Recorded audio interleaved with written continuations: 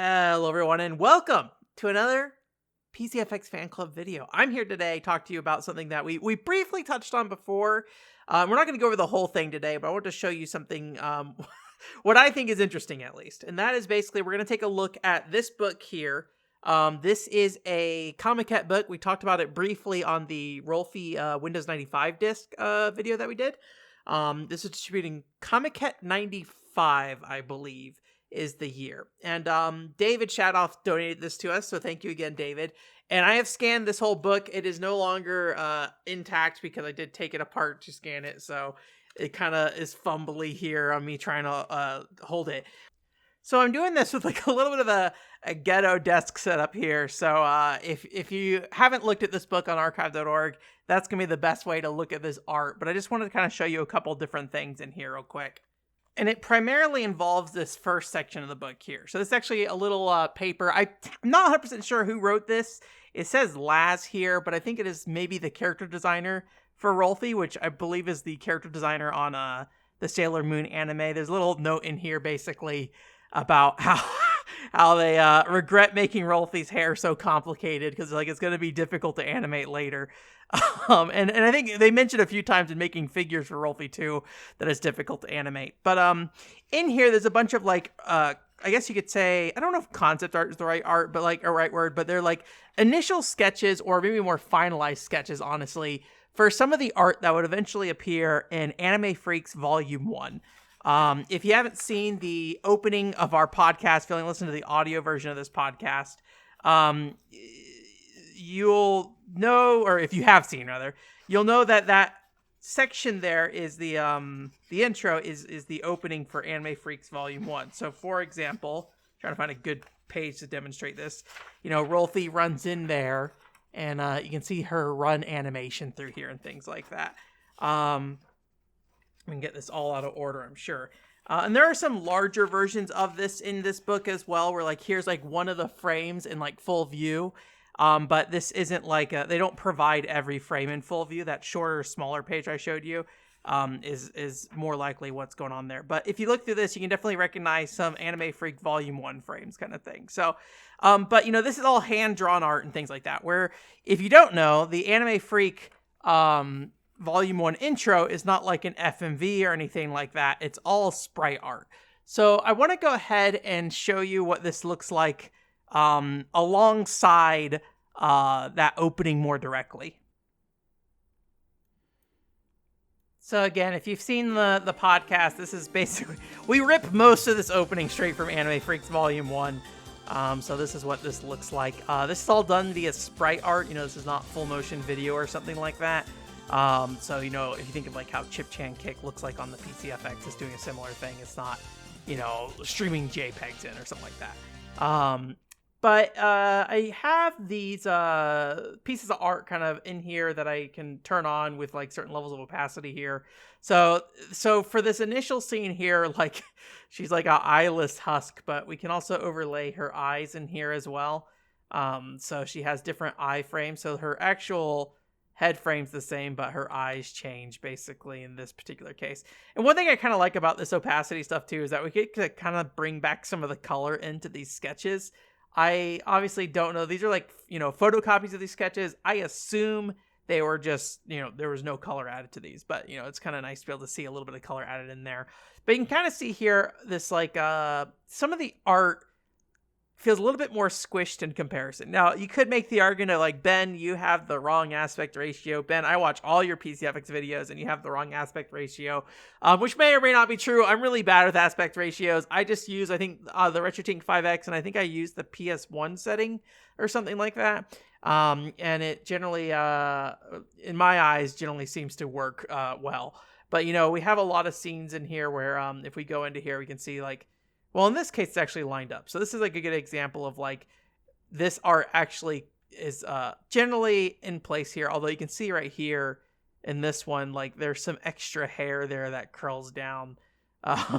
Again, animating this hair apparently was going to be troublesome. So, but yeah, it's just kind of like some of these just have like slight variations on like how wide Rolfie is, how wide her hair is. all that kind of stuff. The running is pretty consistent, but this is maybe the one that is like the most out of place here. We can see like her hair in the sprite art in the background there is like substantially more stretched out. Her limbs are a lot more tucked in. Like you see just like her foot is almost a whole foot away where it is in the art, and her leg kind of comes up at a sharper angle in the original art versus the sprite art. It kind of lays out a little bit more and things like that. So I'm not sure. So a lot of these, I guess you call them like storyboard things almost. Storyboard sketches have these like notes across it, and it's hard for me to tell like what any of these notes mean. But obviously here, when we have the actual opening here, the Rolfie logo pops in that spare space. So I'm not sure if that specific like mark is saying like put the Rolfie logo in or something like that. I think there are some additional notes here with like this head tilt, because like, yeah, this says A1, and then I think we come over to, she takes a while to tilt her head, come over here. That one doesn't have notes on it. This one has notes on it though here, and that says A2. So I don't know if like A1 is like the primary frame and then A2 is the end frame, basically kind of marking that. I think that says A1 in the bottom left hand corner. It's a little cut off, so it's hard to tell. But a lot of these scans are not full scans of this stuff, unfortunately.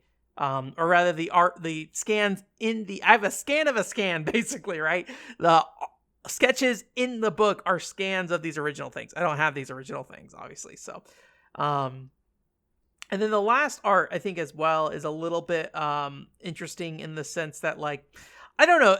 I've kind of stared at this one for a while and have a hard time figuring out like what feels off about the original Rolfie to me. So here's it with the,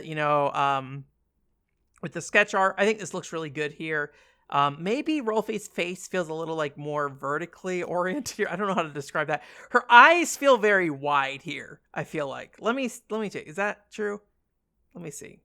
I think her eyes just look very wide here. I think maybe that's the difference. Like, it feels like she is really opening her eyes here. But when we take this down a little bit, I think it's not as, wrong one. Not as prevalent in this one. But it is pretty close overall. I think she also just like appears a little bit more thinner in the face here. Again, part of that might be my alignment, but the hair is actually pretty close here.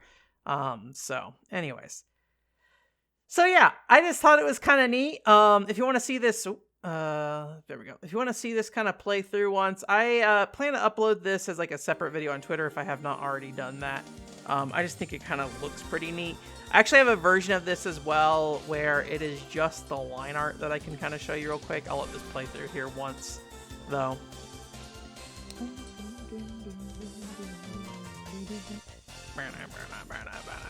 I don't know if I'm lined up right. I'm actually not lined up with the song at all. I don't have audio right now. When I record these, I don't typically have audio. Okay, cool. Let me open that other one real quick. All right, hello. This is actually Ben from the future. This video originally had a slightly different ending, but I wanted to show you guys something first. So the thing I promised to you before we cut away here real quick is this like kind of like I guess you could say sketch version of what I kind of like put together here. It's not like the cleanest thing. I didn't like spend a ton of time thinking about or trying to clean up the lines here, so it's a little chunky in some ways. But yeah, and I thought this looked kind of neat. But I was talking to Matt Filler after I had sent the video initially, and we were talking about like what exactly these things are, because I think in the video beforehand I was like, is it like a storyboard kind of thing? I'm not sure. And he gave me this resource on animanga.com about cells. And so I was thinking it wouldn't be cells because obviously this didn't turn into like an FMV sequence or something like that.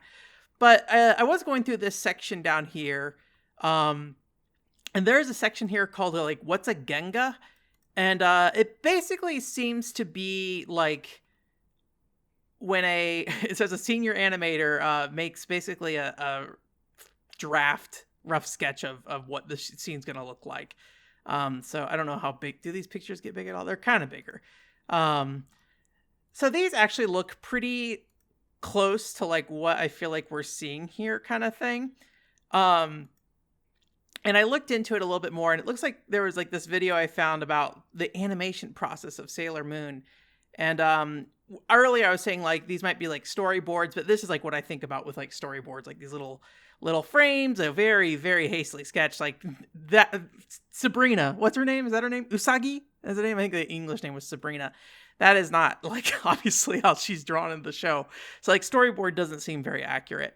But there is this section here that they show where they're basically taking, and I believe the article talks about this a little bit, where they're taking, like, these, like, full-on kind of, like, sketches here and then scanning them into the PC. And then that's, like, the process where they put the lines that will actually be used to be filled in with, like, paint or later. So, you know, you can kind of see this, like, little video playing here of it just being completely black and white, just the lines going through the process. And there's a couple markers here in there as well, similar to the Rolfie one, like you can see at the top of the thing there. There's like little words just kind of popping in and out.